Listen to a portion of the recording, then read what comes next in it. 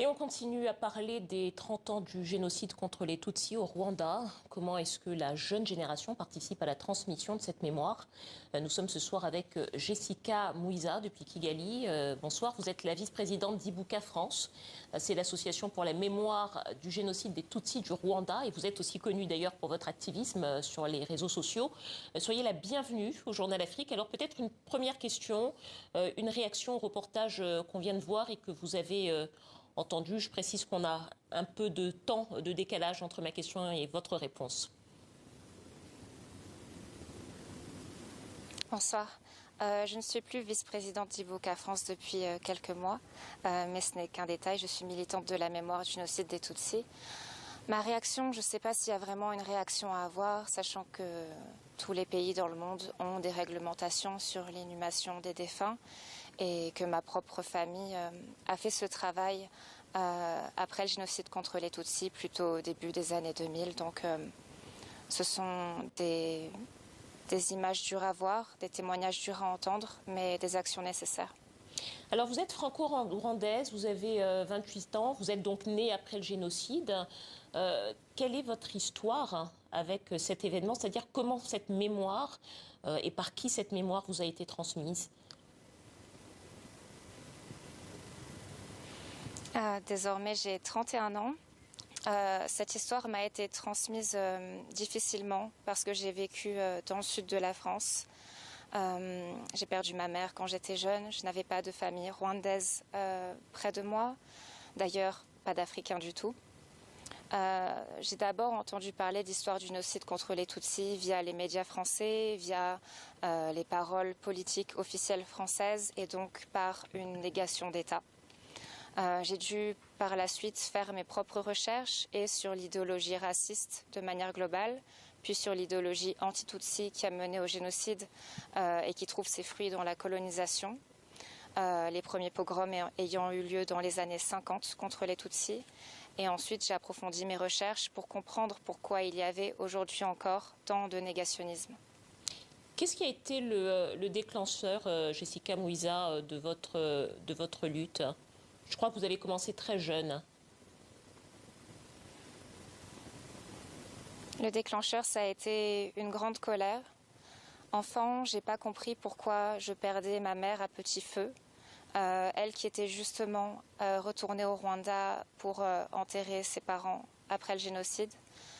Puis je n'ai pas compris pourquoi notre histoire était tant méprisée, pourquoi il y avait tant de mensonges. C'était soit le mensonge, soit le silence. Et donc ça a d'abord été une colère que je pense saine. Et j'ai commencé à chercher des moyens de renverser la balance et de créer plus de justice pour nous, les familles des victimes, mais aussi pour les survivants, qui sont un cadeau au monde de leur présence, de leur témoignage, de leur courage. Et nous leur devons beaucoup. Et je considère que particulièrement dans les pays ayant eu des complicités pendant le génocide des Tutsis, à savoir la France, la Belgique, la République démocratique du Congo, le travail n'est pas à la hauteur. Donc il faut que la société civile engagée, nous, les familles de victimes, nous fassions notre part du travail pour équilibrer les choses.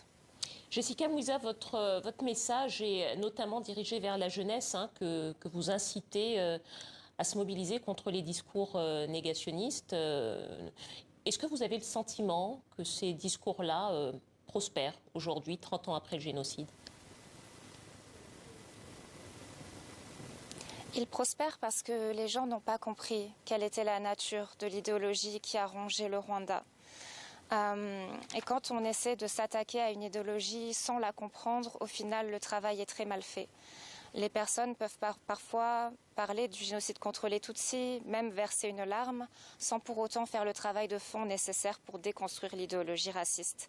Au Rwanda, les colonisateurs ont divisé la population en des catégories de vrais et faux Africains. Ils ont monté les populations les unes contre les autres et ils ont instigé la haine parmi la population Hutu. Si on ne comprend pas ça, on ne peut pas lutter contre cette idéologie qui perdure aujourd'hui, parce que beaucoup de génocidaires aujourd'hui sont fugitifs, vivent bien tranquillement dans bien des pays d'Afrique et d'Europe, et s'organisent, écrivent des articles, des livres, passent à la télé, font des documentaires, des films, pour conserver leur version de l'histoire, c'est-à-dire continuer le génocide contre les Tutsis. Parce que lorsque le négationnisme perdure, c'est en réalité le crime des crimes qui perdure. Donc pour moi, la principale problématique aujourd'hui, c'est l'impunité. Parce qu'au Rwanda, nous nous occupons de la justice, de la lutte contre la négation, mais en dehors des frontières du Rwanda, notre histoire n'est pas respectée, nos familles ne sont pas respectées, nos défunts ne sont pas respectés. Jessica Muisa, une question encore à propos des discours justement sur le génocide des Tutsis. On vient de voir un reportage sur ces familles qui doivent affronter à nouveau leur douleur, déterrer leurs corps pour les transférer dans des lieux de mémoire. Certains, y compris au Rwanda, dénoncent une forme de communication politique, une sorte de culte de la mémoire au détriment parfois de la douleur des individus. J'ai envie de vous demander comment est-ce que vous entendez cet argument?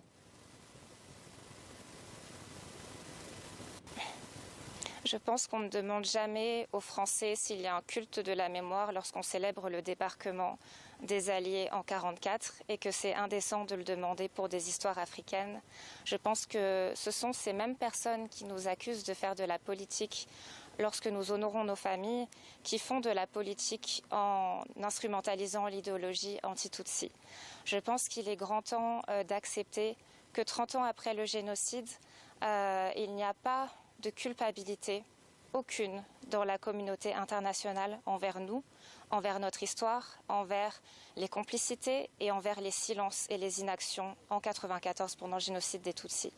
Donc je pense que les personnes qui parlent d'une instrumentalisation de la mémoire sont les exactes mêmes personnes qui ont soit été complices pendant le génocide des Tutsis, soit n'ont rien fait pendant le génocide des Tutsis, après le génocide des Tutsis, jusqu'à aujourd'hui où nous savons de très nombreux génocidaires qui écoulent des jours paisibles partout dans le monde. Merci beaucoup Jessica Muisa, militante pour la mémoire du génocide des Tutsis au Rwanda. Merci à vous d'avoir répondu à nos questions. Merci.